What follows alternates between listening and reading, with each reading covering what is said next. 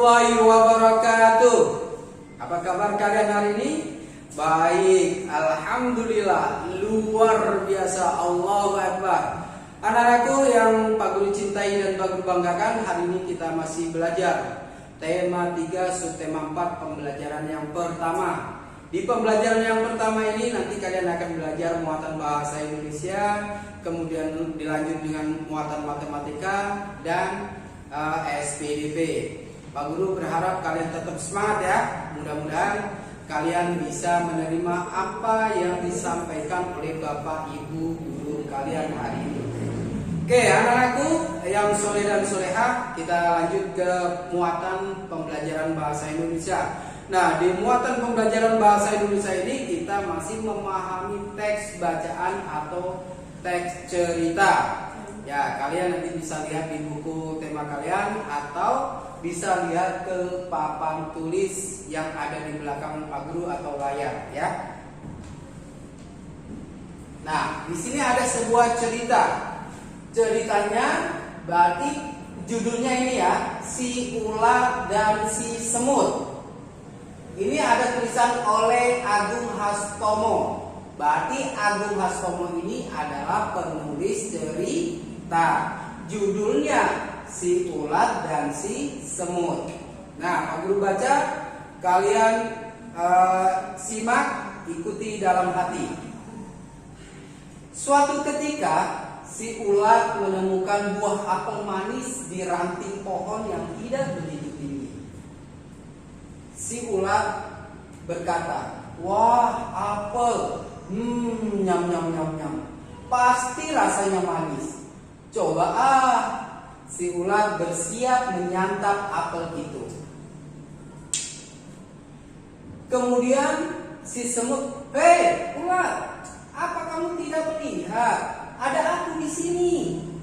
Apel ini milikku. Aku yang lebih dulu menemukannya. Jadi, aku yang berhak memilikinya. Pergi kamu dari sini sebelum kupanggilkan teman-temanku untuk mengusirmu." Si ulat, "Hei semut, jangan begitu dong. Apel ini kan besar dan bulat, jadi cukup untuk kita makan berdua." Si semut, "Tidak bisa. Apel ini milikku. Aku yang pertama kali menemukannya. Jangan coba-coba kamu memakannya. Pergi sana, cari apel yang lain."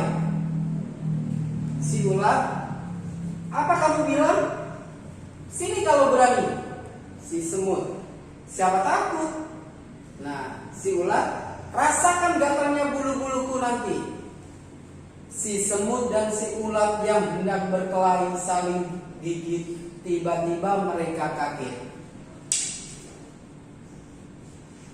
Si anak, "Wah, ada apel besar, lumayan siang-siang begini."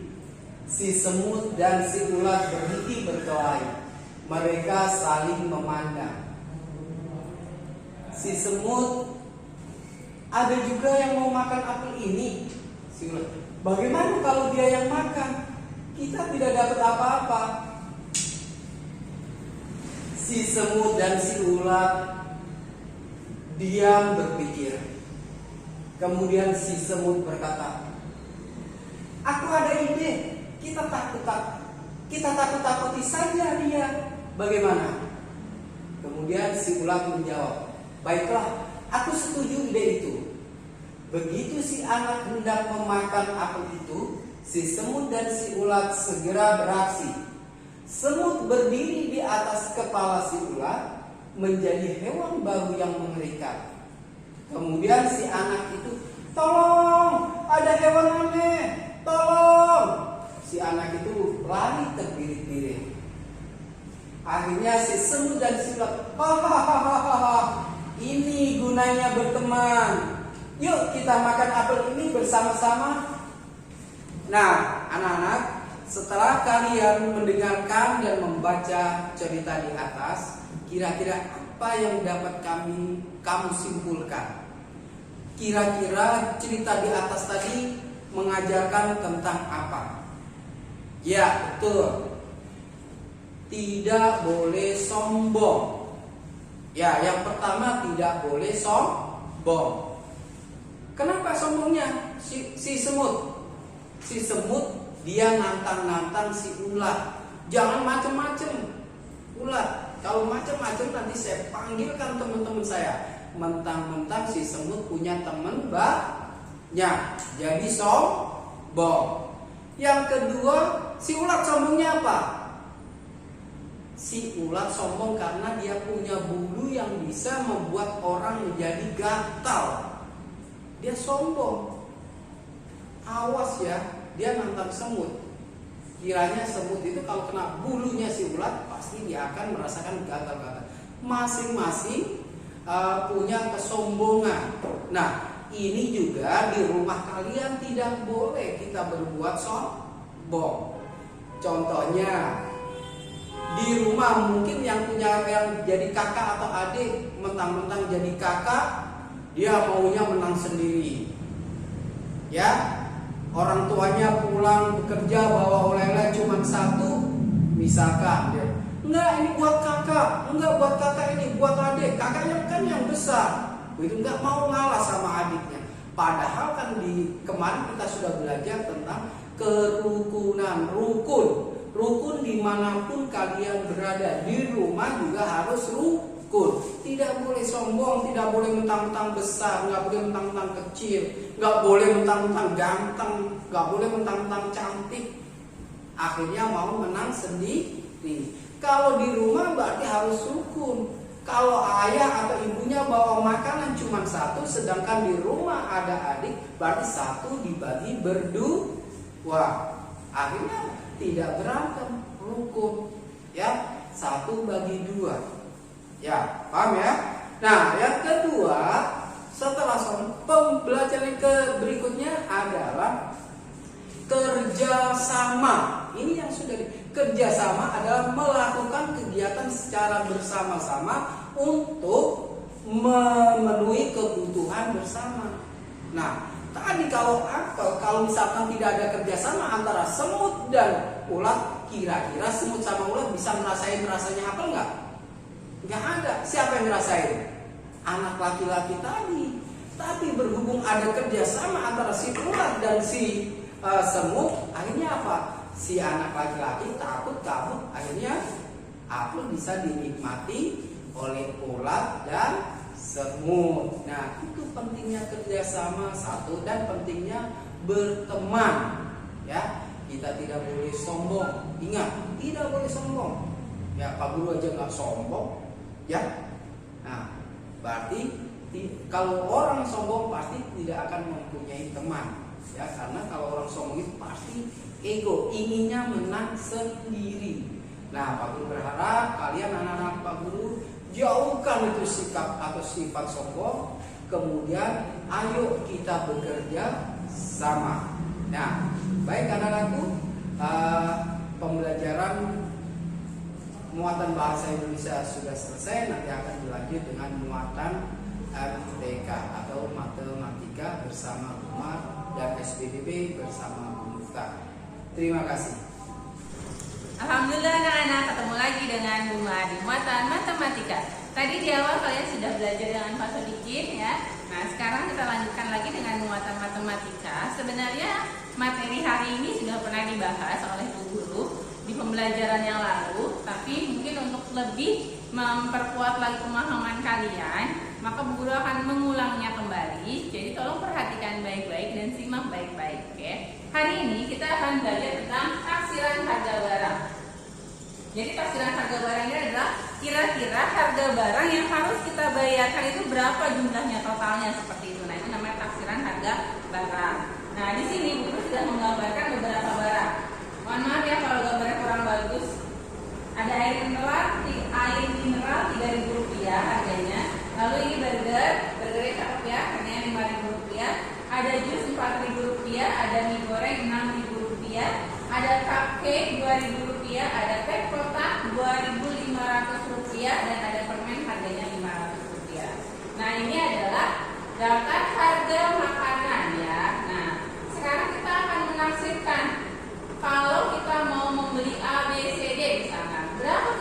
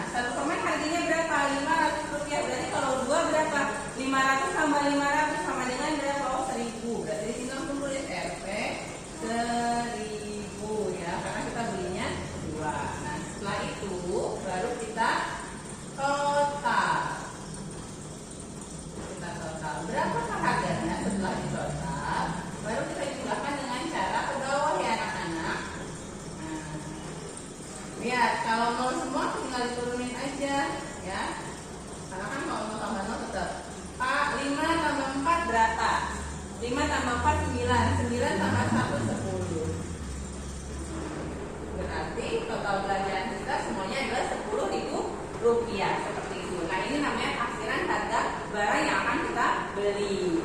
Ya, lain lagi kalau misalkan mungkin kamu mau belinya yang lain, mau belinya mie goreng, ya tulis harga mie goreng berapa, teh kotak harganya berapa, dan seterusnya seperti itu.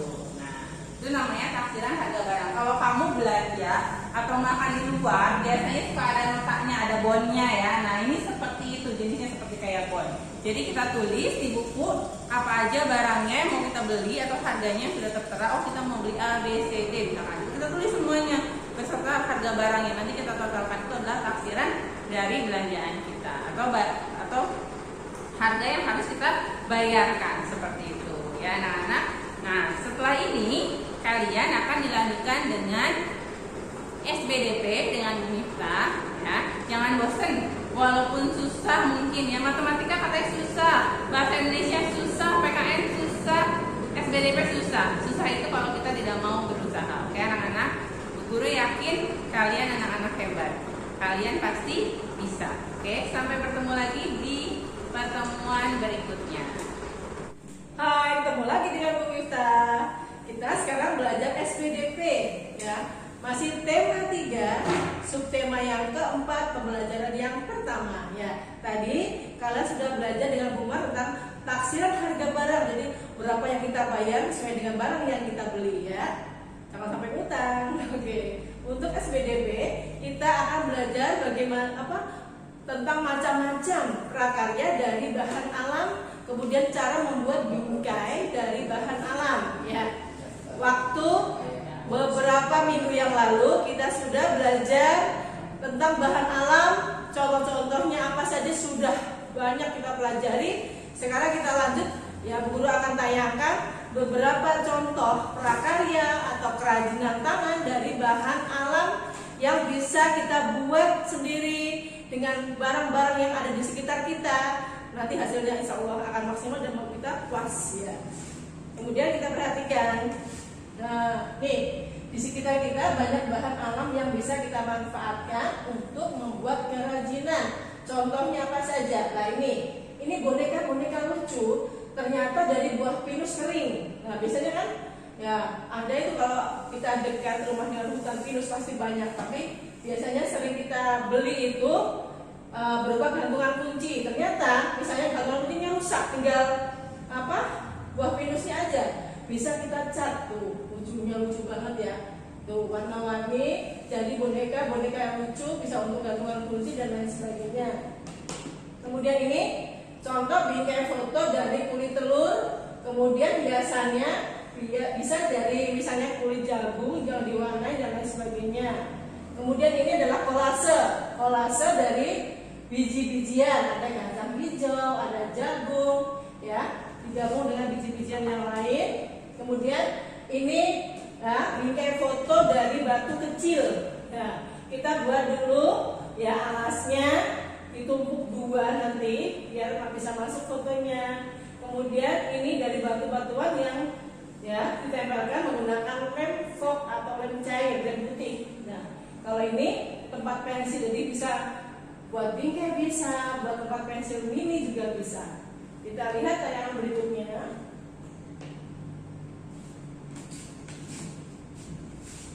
Nah, kalau ini adalah bunga dari kulit jagung yang sudah kering, sudah dijemur, kemudian diberi warna, baru digunting-gunting, ditempel menggunakan lem putih. Ya.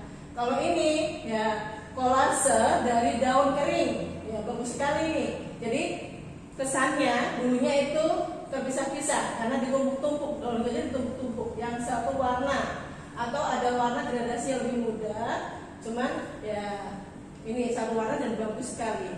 Kemudian ini ya kerajinan tangan ya, ini bisa tempat untuk aqua, maaf nggak pakai iklan ya, air mineral gelas. Ya. Kemudian ada tempat tisu, ada kotak pensil, ya, dan macam-macam yang lain, pernak-pernik yang lain. Ini tempat tisu gulung dan lain sebagainya. Ini asalnya dari batang pisang, kan ada pelepahnya. Nah itu dijemur, dikeringkan, kita ambil bagian yang berserat, kemudian digunting sesuai bentuk yang kita inginkan, kemudian dilem. Kemudian ada pinggirannya ini, ya bisa pilin-pilin nanti jadi tali, baru ditempelkan melingkar. Wah, keren sekali nih ya. Ini kalau kreatif banyak yang bisa dibuat taliannya. Kalau ini gabungan antara biji-bijian dan bulu, ya, bulu burung, bulu ayam bisa digunakan sebagai kalung. Biasanya ini suku-suku di daerah Papua, ya, di Kalimantan banyak yang menggunakannya untuk hiasan perhiasan, ya. Kemudian kita lanjut. Sekarang tugas kita yaitu membuat bingkai foto dari biji-bijian. Ada bahan, ada alat. Lihat ini, sudah dikumpulkan semua. Jadi sebelum membuat prakarya kita sudah kumpulkan semua itu. Alatnya apa saja, bahannya apa saja, ya, sudah disiapkan. Bahan-bahan yaitu satu karton. Jadi kita pakai karton bukan HVS ya, karena karton itu tebal, jadi tidak meliuk-liuk nanti. Jadi keker gitu, bahasa Betawinya begitu. Kemudian lem putih atau lem cair. Kemudian kita gunakan biji-bijian yaitu kacang tanah, biji jagung, kacang hijau, kacang kedelai, kurang ini ya. Kemudian kita siapkan foto. Ya. Bahan beda dengan alat. Kalau bahan itu benda-benda yang kita gunakan dan nanti habis kita pakai, kita gunakan semua. Kalau alat sebagai pendukung saja, ya. Pena atau pensil kan alat untuk membuat sketsa, ya. Gunting digunakan untuk menggunting, ya. Kemudian penggaris kita gunakan untuk membuat pola bingkai biar lurus. Jadi kalau ini buat pakai penggaris, kalau menggambar jangan, ya. Jadi ini bahannya, ini alatnya sudah disiapkan semua. Kita lanjut cara membuat bingkai foto.